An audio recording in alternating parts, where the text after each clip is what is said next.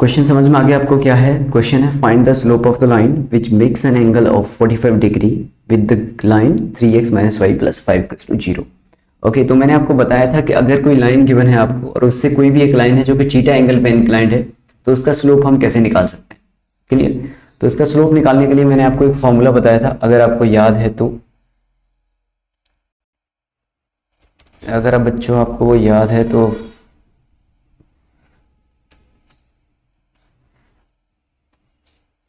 कुछ इस तरीके से था फॉर्मूला सॉल्यूशन कि जो स्लोप आएगा वो या तो m1 होगा या m2 होगा। दो लाइन हो सकती है, एक हो सकता है क्लॉकवाइज डायरेक्शन में हो, एक हो सकता है एंटी क्लॉकवाइज डायरेक्शन में हो। m1 m2 is equal to कितना बताया था मैंने आपको, m minus plus tan theta upon 1 plus minus m into tan theta. याद है आप लोगों को ये फॉर्मूला था? तो ना अगर हम यहाँ से बात करें तो m is what, m is the slope of the given line. m क्या है? Slope of given line, slope of given line. तो बच्चों स्लोप ऑफ गिवन लाइन कितना हो जाएगा यहाँ पे 3, और टेन थीटा कितना हो जाएगा 1045, और 1045 कितना हो जाएगा बच्चों 1। क्लियर? हाफ हाफ हाफ करके बहुत बच्चों का आंसर आ रहा है, -2 आ रहा है, -हाफ। ओके ठीक है ना, तो इसमें वैल्यूज रख देते हैं। m is what 3 minus plus 1 upon 1 plus minus 3 into 1। तो एक बार मैंने क्या ले लिया, माइनस वाला कंसिडर किया, तो यहाँ से m1 एक जो स्लोप है m1 मान लो आप, वो आ जाएगा 3 minus 1 upon 1 plus 3, that is 2 upon 4, that is 1/2। Clear? और जो दूसरा स्लोप है वो आ जाएगा लेट से m2, और m2 हो जाएगा m प्लस 3 प्लस 1, और यहाँ पे हो जाएगा बच्चों 1 माइनस का 3, और ये हो जाएगा 4 अपॉन माइनस का 2, एंड दैट इज माइनस का 2। तो दो आंसर आएंगे यहाँ से, slope of the given line may be 1/2 और माइनस का 2। हाँ भाई देख लो जरा, दो लाइंस आ जाएंगी, एक का स्लोप आ रहा है 1/2 और एक का स्लोप आ जाएगा -2। तो 1/2 and minus is the right answer.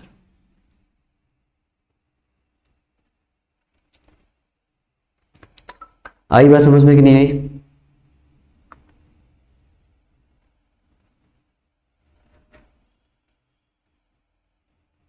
कितने लोगों को ये बात समझ में आ गई?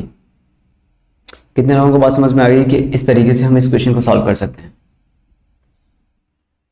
ओके अच्छा चलो, इसी तरह का एक और क्वेश्चन कर लेते हैं। अब जो नेक्स्ट क्वेश्चन है वो कुछ इस तरीके से हो सकता है बच्चों, कि उसने अगर आपसे बोला कि let ABC is an equilateral triangle, let ABC is an equilateral triangle, let ABC। Sir तो ऐसे तो इसमें 4 आंसर भी आ सकते हैं, -2/2 कैसे? 4 आंसर कैसे आ सकता है? अरे अगर ऊपर ऊपर माइनस है तो नीचे प्लस लेना है, और ऊपर प्लस है तो नीचे माइनस लेना है, दो ही केस बनेंगे। ऐसा नहीं कि माइनस माइनस ले लिया प्लस प्लस ले लिया, माइनस प्लस प्लस माइनस, ऐसे नहीं होगा। ऊपर अगर प्लस है तो नीचे माइनस आएगा, और ऊपर अगर माइनस है तो नीचे प्लस आएगा, बस दो ही केसेस हैं। इसका मतलब ये होता है, ये जो लिखा हुआ है ना यहाँ पे, इसका मतलब ये होता है। ठीक है, तो ये हो गया बच्चों यहाँ पे, let ABC is an equilateral triangle with A is equals to 2, 3 and equation of base BC and equation of base BC is 2x minus y plus 7 equals to 0. Then find equation of AB and AC. Then find the equation of AB and AC. बताओ भाई,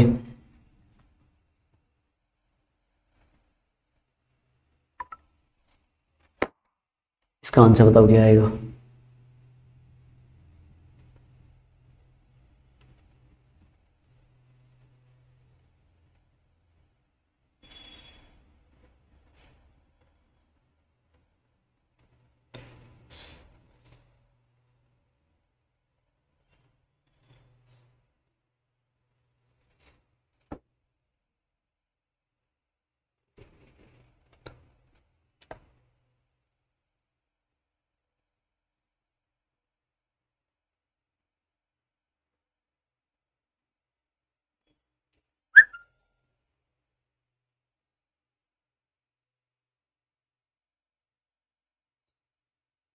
आया किसी का answer?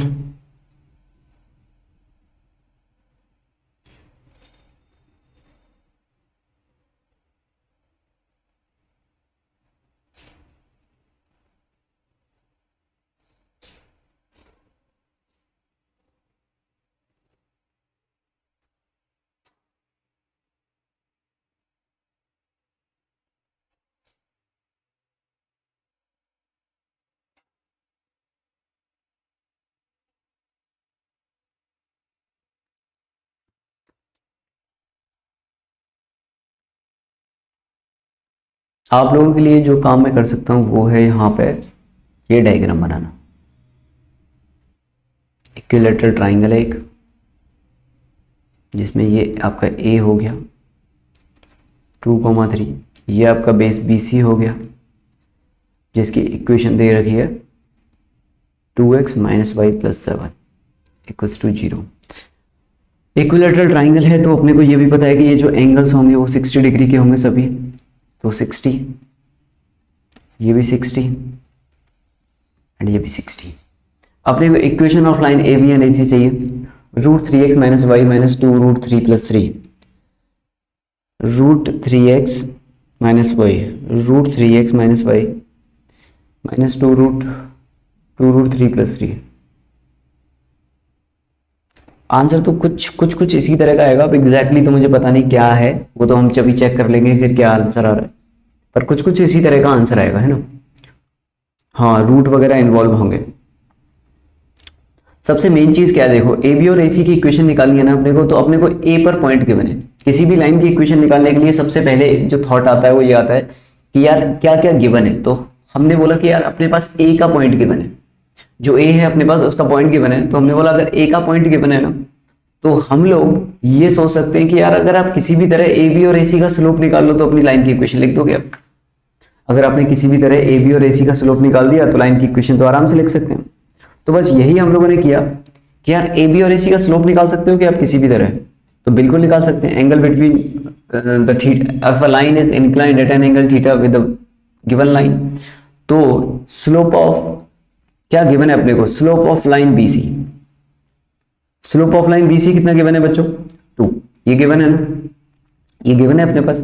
अच्छा, ये जो AB line है या AC लाइन है वो BC से 60 डिग्री पे इंक्लाइंड है, दोनों लाइन। तो मैंने बोला स्लोप ऑफ AB और AC आएगा ना, AB या AC का जो भी स्लोप होगा आपका वो कुछ इस तरीके से आएगा m - tan theta upon 1 ± m × tan theta. And ये यहाँ पे गिवन स्लोप m है और tan थीटा कितना हो जाएगा, √3 tan 60, tan थीटा = tan 60 = √3। ना यार इसमें वैल्यू पुट कर दो आप, तो स्लोप कितना आ जाएगा यहाँ से, m = 2 ± √3 अपॉन 1 - +2 √3। क्लियर। तो ना इक्वेशन ऑफ लाइंस क्या आ जाएंगे अब यहाँ पे, तो इक्वेशन ऑफ लाइन आ जाएगी अपने पास यहाँ से कितना, y - y1 = 3 = स्लोप, एक लाइन अपने पास आ जाएगी ये 2 + √3 अपॉन 1 - 2 √3 x - x1, और दूसरी आ जाएगी बच्चों y - 3 = 2 - √3 अपॉन 1 + 2 √3 x - x1। कितने लोगों ने इसी तरह से क्वेश्चन सॉल्व किया है? ये जो आंसर है इज द राइट आंसर, ये जो आंसर आएंगे is the required answer. Okay, बात आ गई समझ में। अब इसे सॉल्व तो आप कर ही सकते हो, तो इसे सॉल्व कर लेना। अब इसे सॉल्व करके जो भी आंसर आएगा वो आपका आ जाएगा। कैलकुलेशन तो आप कर ही सकते हो आराम से, इसमें कोई दिक्कत है? किसी भी तरह की कोई दिक्कत भाई एक बार बता दो जल्दी से फटाफट, किसी भी तरह की कोई दिक्कत? वैभव, वेदांशु, हर्ष, पार्थ, विमोही, महक, ओम, किसी की भी बच्चे को कोई भी दिक्कत? मोइन, किसी भी बच्चे को किसी भी तरह की कोई दिक्कत?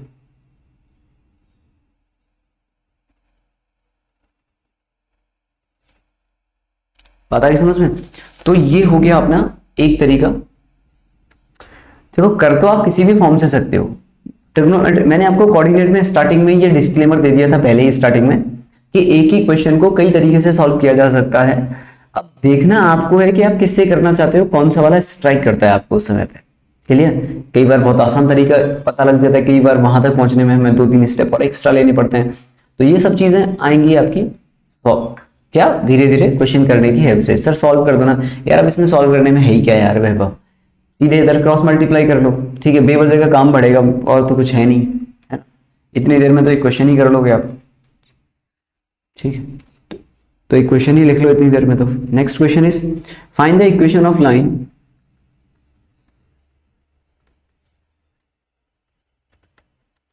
find the equation of line passing through the point of intersection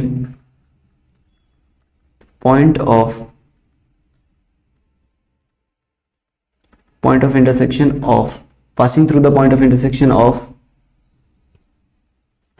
2x plus 3y plus 1 is equals to 0 and 3x minus 5y minus 5 equals to 0 and equally inclined to the axis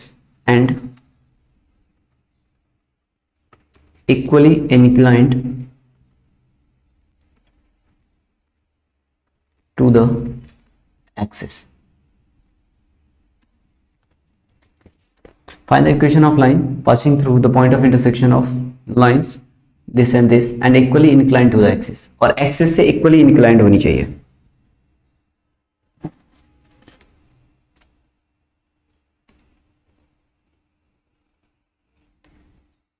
आप इस तरीके से सोचो बच्चों कि आपको ये question solve करना है, ओके। एक लाइन की इक्वेशन बतानी है जो कि एक्सिस से इक्वली इंक्लाइंड हो, जो कि एक्सिस से क्या है, जिसका एंगल सेम हो। अच्छा, जो एक्सिस से इक्वली इंक्लाइंड होती है लाइन, ठीक है ना, वो किस तरह की लाइन होगी, और इन दोनों के पॉइंट ऑफ इंटरसेक्शन से पास हो। तो पहले तो आप इन दोनों का पॉइंट ऑफ इंटरसेक्शन निकाल लो, इन दोनों का पॉइंट ऑफ इंटरसेक्शन निकाल लो। तो इन दोनों का पॉइंट ऑफ इंटरसेक्शन कितना आ जाएगा बच्चों, इन दोनों लाइंस का पॉइंट ऑफ इंटरसेक्शन क्या हो जाएगा,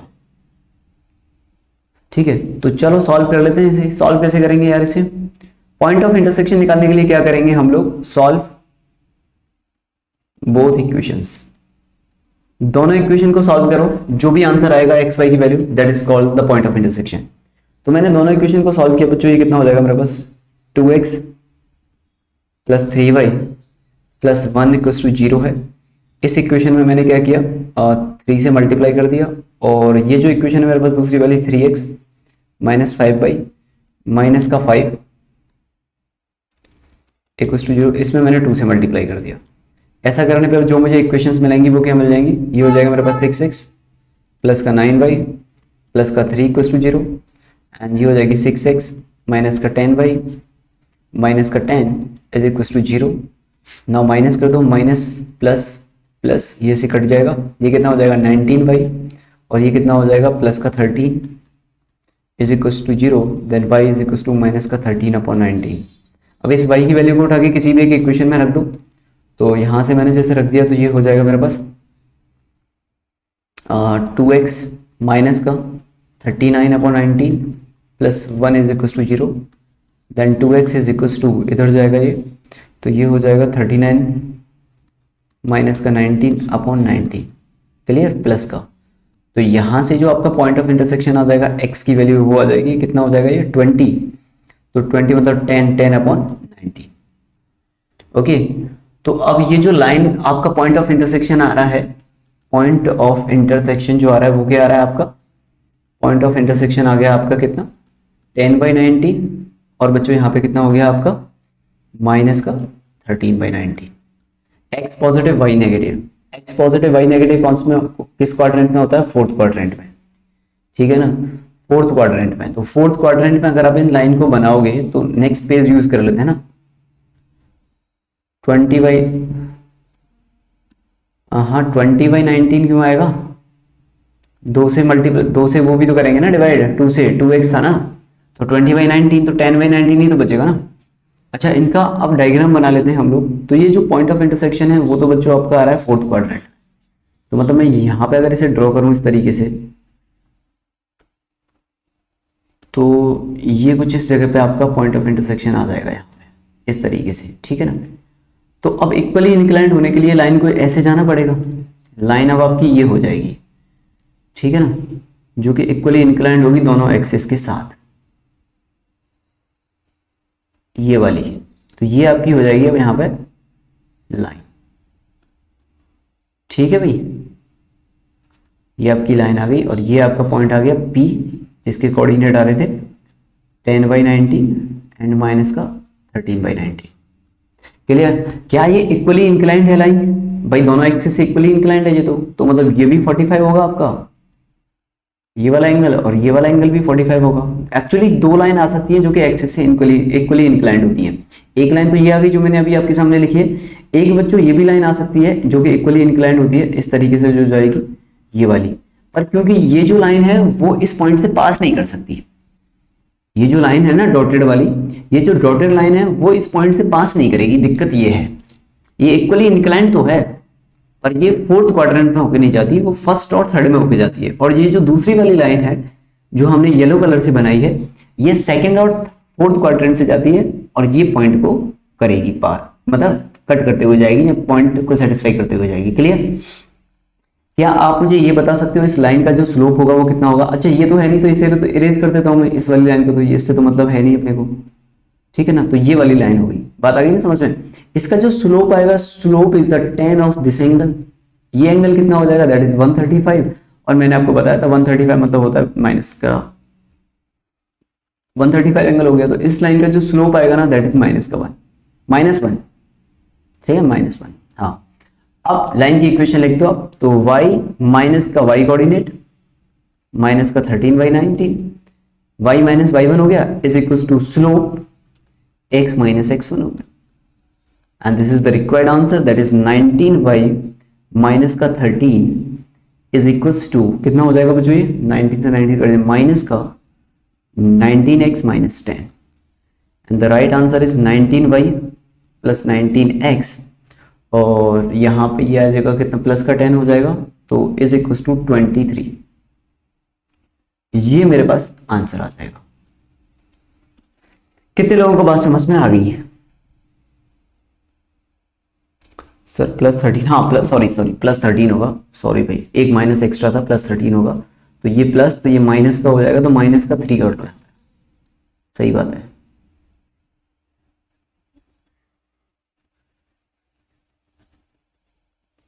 ठीक है ना, तो ये कितना हो जाएगा अपने पास? दैट इज 19y प्लस का 19x, और ये प्लस था, प्लस को इधर ले आओ तो +3 is equal to 0। Clear?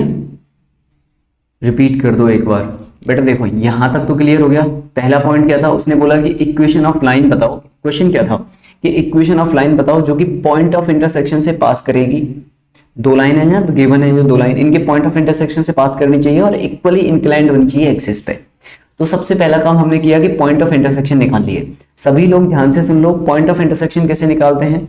Point of intersection निकाल लेते हैं, दोनों इक्वेशन को एक साथ सॉल्व कर दो, जो भी आपका पॉइंट सॉल्यूशन आएगा that is called point of intersection. तो मैंने क्या किया, दोनों इक्वेशन को एक साथ सॉल्व किया, वही 9th 10th वाला तरीका, दोनों कोफिशिएंट सेम बना के और सॉल्व कर दिया।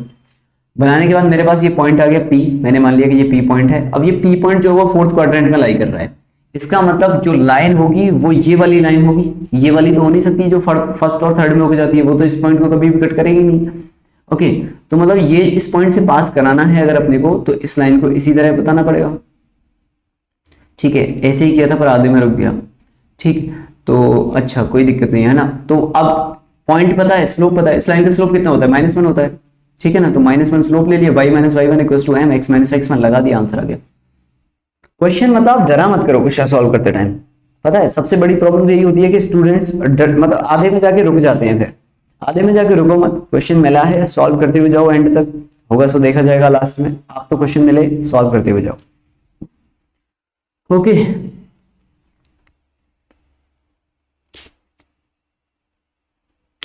बात आगे भी समझ में। चलिए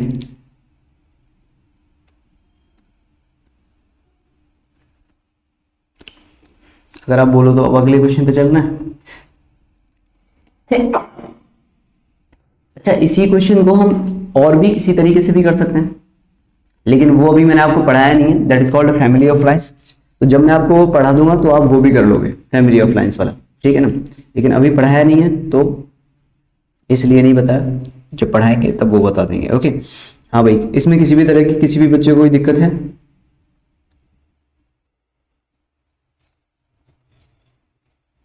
किसी भी बच्चे को कोई भी दिक्कत इसके अंदर?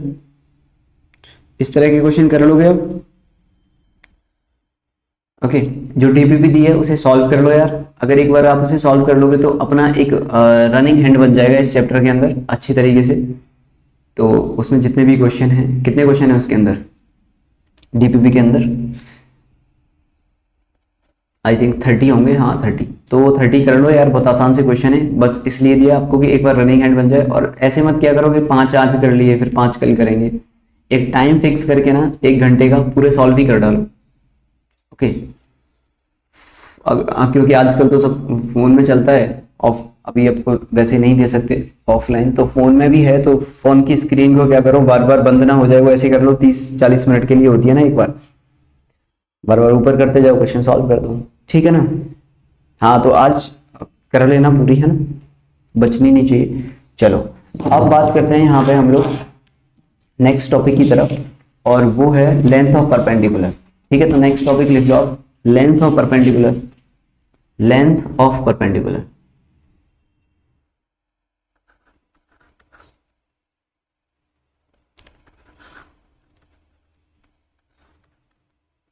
सर बाकी सब्जेक्ट भी रहते हैं ना इसलिए आधा करना पड़ता है। तो एक दिन में यार 30 क्वेश्चन तो कर ही सकते हो ना, बाकी सब्जेक्ट रहते हैं तो भी क्या हुआ, लेंथ ऑफ।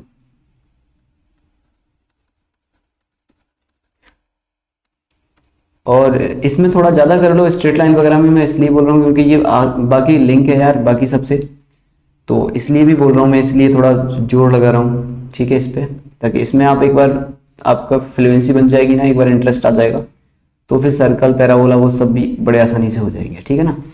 तो नाउ हम बात करते हैं अब लेंथ ऑफ परपेंडिकुलर की। लेंथ ऑफ परपेंडिकुलर क्या होता है, ठीक है ना, लेंथ ऑफ, हाँ ओम बिल्कुल ठीक है। तो लेंथ ऑफ परपेंडिकुलर क्या होता है, लेंथ ऑफ परपेंडिकुलर मतलब होता है, ध्यान से देखिएगा, ये आपके पास कोई भी एक लाइन है बच्चों, ये आपके पास कोई भी एक लाइन थी, that is called given line. Okay ये अपने पास गिवन लाइन हो गई। यहाँ पे मैंने बोला कि यार यहाँ पे मेरे पास ना कोई पी पॉइंट है, इस जगह पे मेरे पास कोई भी पी पॉइंट हो गया, और इस पी पॉइंट के कोऑर्डिनेट मुझे गिवन है h, k। अब मुझसे बोला गया है कि find the length of perpendicular drawn from P to the given line, और इस लाइन की इक्वेशन जो भी है, ठीक है, सरकारी equation L is equal to AX, मतलब लाइन की इक्वेशन क्या हो जाएगी,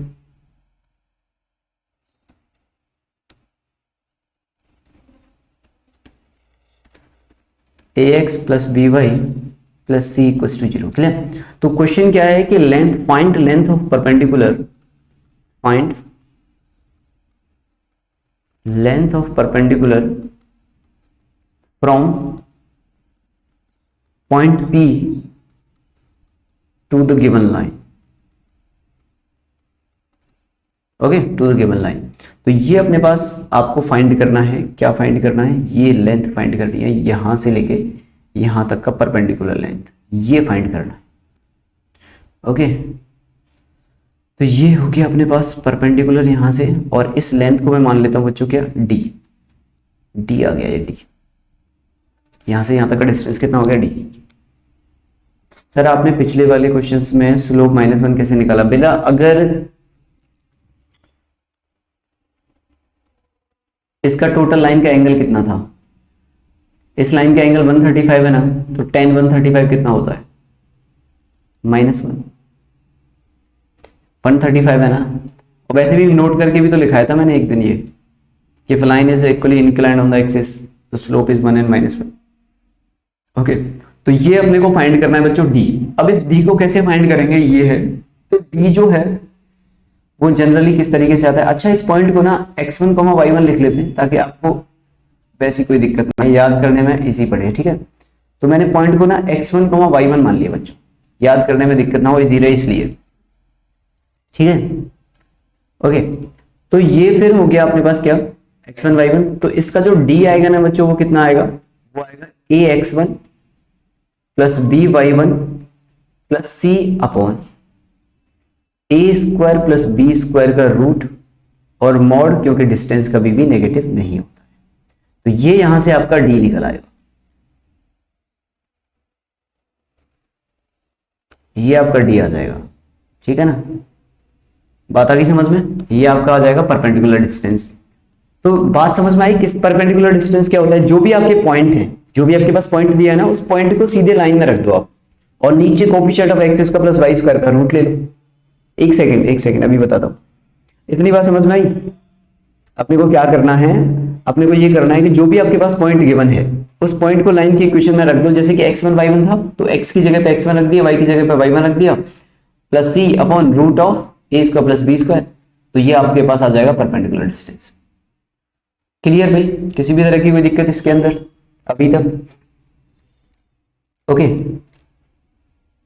ठीक है ना, ये हो गया। अब इसके प्रूफ की बात कर लेते हैं। जैसे कि आप पूछ रहे हो प्रूफ कैसे करेंगे। प्रूफ, तो प्रूफ के लिए मैंने क्या किया, अगर आपको इसका प्रूफ चाहिए, ठीक है, फॉर्मूला याद हो गया ना, करना कैसे है।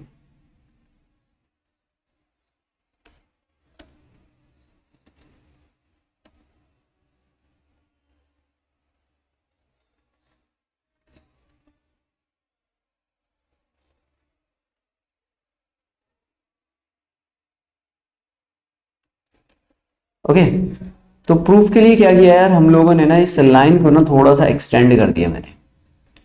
ऐसे मतलब ये लाइन थी मेरे पास, और मैंने क्या किया, यहां से बच्चों एक इस तरह का लाइन लिया, इस तरह का। ओके, ये, और ये हो गया मेरे पास x axis, that is called x axis. ठीक है ना, समझ लो एक बार, ठीक है ना, एक बार समझ लो। ठीक है, ये आ गया। अब क्या हो जाएगा भाई, ये 90 था। अब एक बात बताओ, अगर ये लाइन जो है वो इसके साथ अगर थीटा एंगल बना रही है, अगर ये एंगल थीटा है एक्स एक्सिस से, तो फिर ये भी एंगल थीटा हो जाएगा। ठीक है ना, ये भी एंगल थीटा हो जाएगा। ऑल्टरनेटिव एंगल्स याद है ना आपको, 9th क्लास में पढ़ा था ऑल्टरनेटिव एंगल्स। ये हो गया क्यू पॉइंट। ओके, और लाइन की इक्वेशन क्या है इसकी, a x plus b y plus c equal to 0। इतने डायग्राम में किसी को कोई दिक्कत है? मैंने एक पी क्यू पैरेलल लाइन खींच दी एक्स एक्सिस के।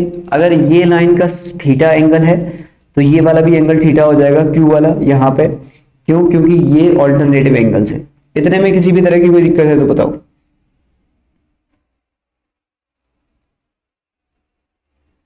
ठीक है, ओके। नाउ क्यू के कोऑर्डिनेट्स क्या हो जाएंगे, तो क्यू जो पॉइंट लिया है ना हमने ये वाला, इसके कोऑर्डिनेट्स हो जाएंगे बच्चों। इसके अंदर एक कोऑर्डिनेट तो चेंज होगा नहीं, दैट इज y1 वाला, तो ये कोऑर्डिनेट तो सेम रहेगा y1। और ये जो x कोऑर्डिनेट है वो कितना हो जाएगा, तो x के लिए क्या करना पड़ेगा मुझे, x कोऑर्डिनेट के लिए यहां तक ये डिस्टेंस निकालना है बस मुझे pq। ये जो pq डिस्टेंस आएगा उस डिस्टेंस को ऐड कर दूंगा मैं x1 में, तो आंसर आ जाएगा मेरे पास, या माइनस कर दूंगा तो x प्लस माइनस, तो ये pq डिस्टेंस कितना आ जाएगा, ये एंगल थीटा है, ये परपेंडिकुलर है, तो यहां से क्या हो जाएगा, तो इन ट्राइंगल pq, और इसे r मान लो, pqr। Okay, now sine theta is what, sine theta is d upon pq, then pq is equals to d into cosec theta. Clear, बात आ गई समझ में? इतनी कोई दिक्कत इतने में? तो ये जो डिस्टेंस है आपका कितना आ गया, d कॉसेक थीटा। ओके, हाँ भाई, बात आई समझ में कि पी क्यू डिस्टेंस है वो डी कोसेक थीटा हो जाएगा।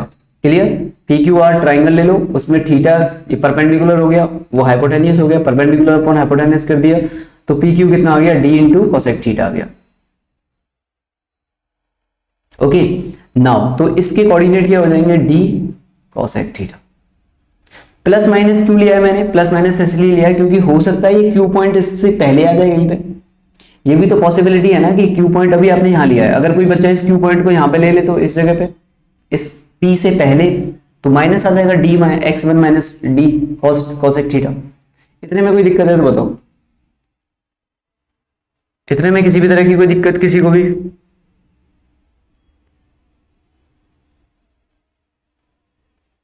इतने में किसी भी तरह की कोई दिक्कत?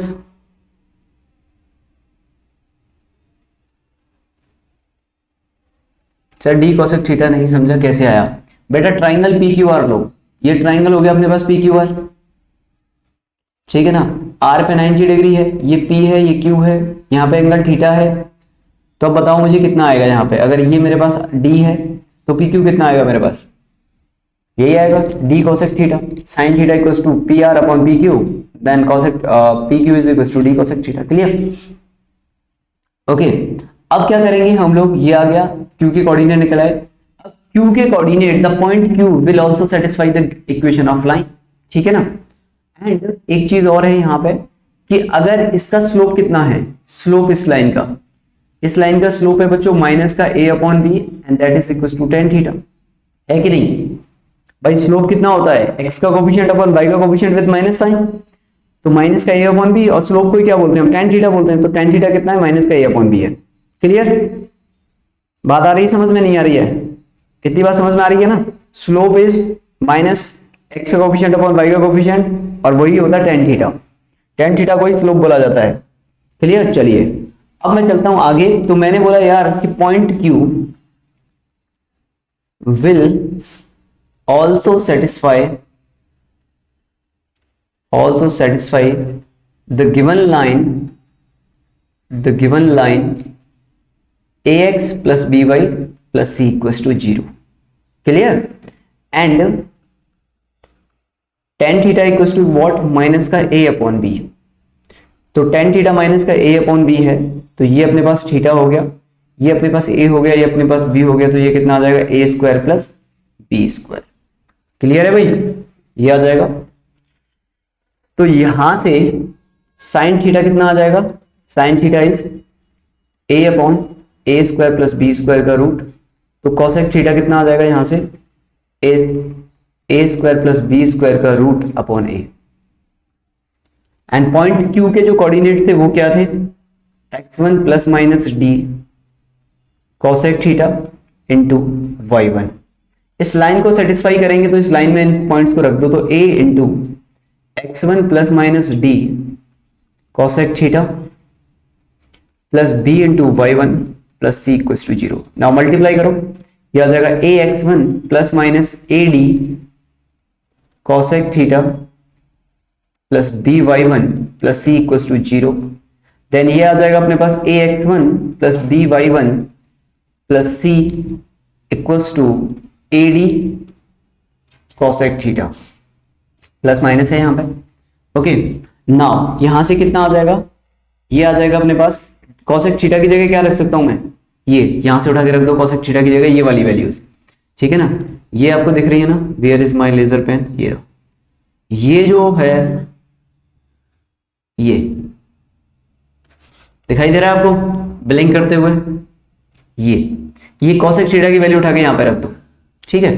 तो ये कितना आ जाएगा, ये आ जाएगा यहां से a इंटू डी, सॉरी वही चल रहा है अभी तक, हाँ, a इंटू और d की जगह क्या लिखेंगे हम, d तो निकालना ही है, d into cosec theta is what, a square plus B square का रूट अपॉन a, और is equals to ax1 plus by1 plus c, और प्लस माइनस आगे था, a से a कट जाएगा तो d इक्वल्स टू कितना आ जाएगा, ax1 plus by1 plus c upon a square plus v square का रूट, और मॉड लगाएंगे क्योंकि distance is always positive, distance कभी भी नेगेटिव नहीं होता, हैंस प्रूफ। कितने लोगों को बात समझ में आ गई? सिंपल तरीका है ये बस, ठीक है ना।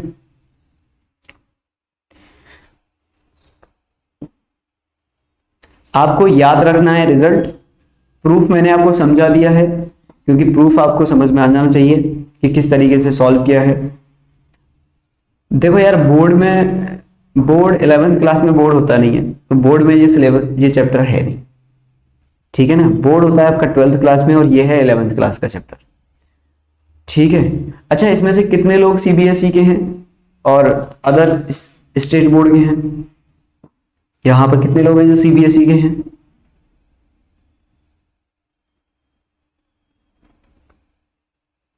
ओके ओके ओके, स्टेट, ठीक है। Most of the are from state, ठीक है ना, सीबीएसई स्टेट, ओके। हाँ तो कोई दिक्कत नहीं है ना।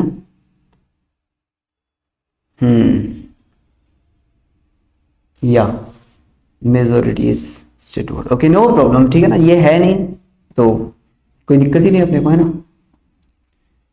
ठीक है, चलो भाई, बात आ गई समझ में, क्लियर। किसी को कोई दिक्कत इसके अंदर, किसी को कोई भी दिक्कत समझने में? तो आपको याद क्या रखना है, आपको याद रखना है ये जो रिजल्ट जो मैंने लिखाया है ये प्रूफ हो गया, ओके। पार्थ किधर है? आज पार्थ दिखाई नहीं दे रहा क्लास में।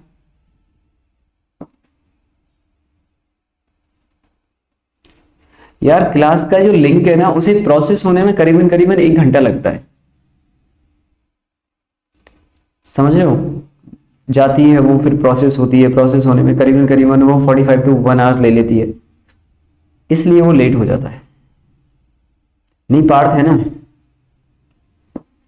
हाँ उस तक भेज दूंगा मैं, तब तक चला आ जाएगा। ठीक है, बात आ गई समझ में, किसी भी तरह की कोई दिक्कत इसके अंदर?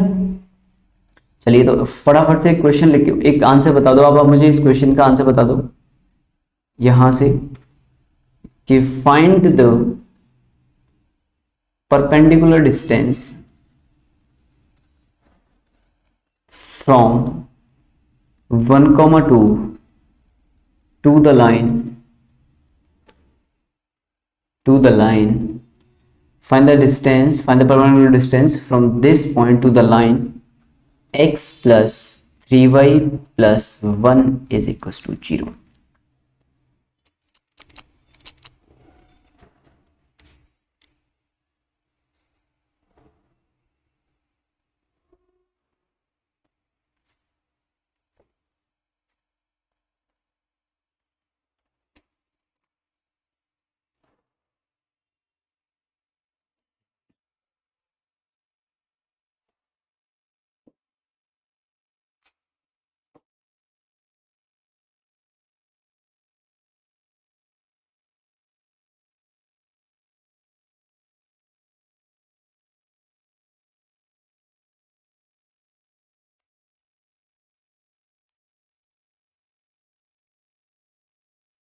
ओके, 8/√10, 9 + 1 is 10 और ये हो जाएगा 1 + 6 7, 7 + 1 is 8, 8/√10। Very good Vedanshu, Umesh, very good. ठीक है, आप बिना पेन चलाए ये क्वेश्चन सॉल्व कर सकते हो। कितने लोग हैं जो इसमें आप उन्हें पेन चलाने की जरूरत नहीं है, सीधा बिना पेन चलाए इसका आंसर बता सकते हैं ऐसे। 1 + 6 7, 7 + 1 is 8, 8/9 + 1 is √10। ठीक है ना, समझ में आ गई बात? तो this is the required answer. So now the solution of this question is d is equals to what? 1 + 3 × 2 + 1/1 + 9 का root, and the answer is very good बच्चों, बहुत अच्छे। ठीक है ना, तो 8/√10 will be the right answer। Clear? Okay, अब एक नोट लिखना, लिख लो, एक नोट लिख लो, note. Perpendicular distance is also the minimum distance. Perpendicular distance is also the minimum distance, the minimum distance of a point, from a given line, from a line। एक line से point तक का जो distance होता है minimum distance, वो actual में perpendicular distance ही होता है। तो अगर आपसे कभी भी मिनिमम डिस्टेंस बोल दिया जाए तो समझ जाना कि वो परपेंडिकुलर डिस्टेंस की बात कर रहे हैं। क्लियर? सेकंड पॉइंट इज कि perpendicular distance,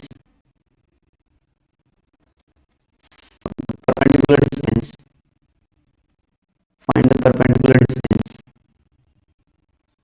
from origin,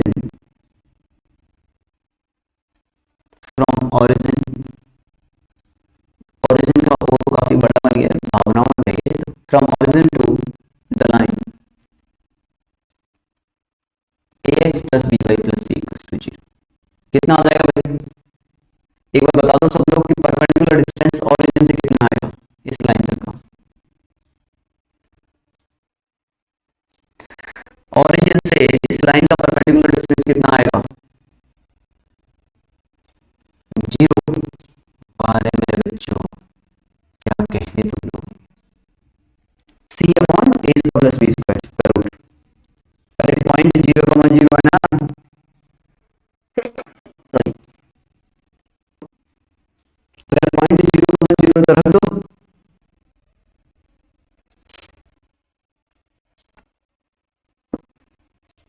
okay,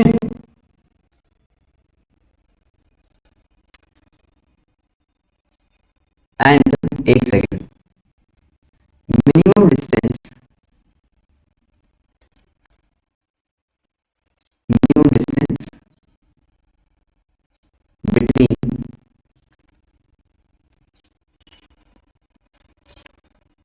between two parallel lines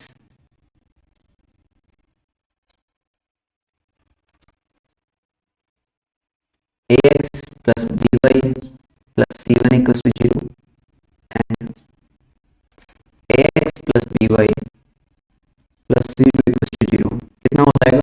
is equals to c1 minus c2 upon a square plus b square का रूट का मॉड। ओके, ये भी आपको याद रखना है।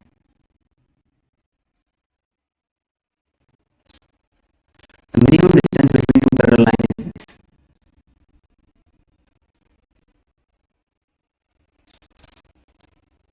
Okay.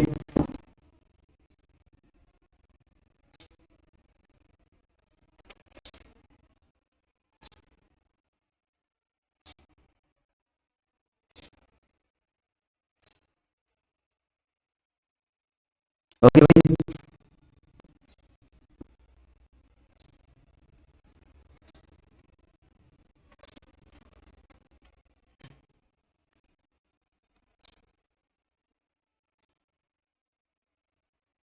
ठीक है बच्चों, ये हो गया अपने पास।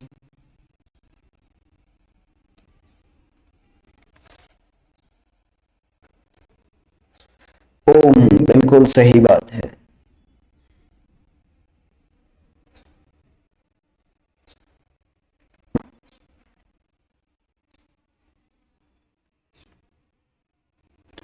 तो ये हो गया अपना,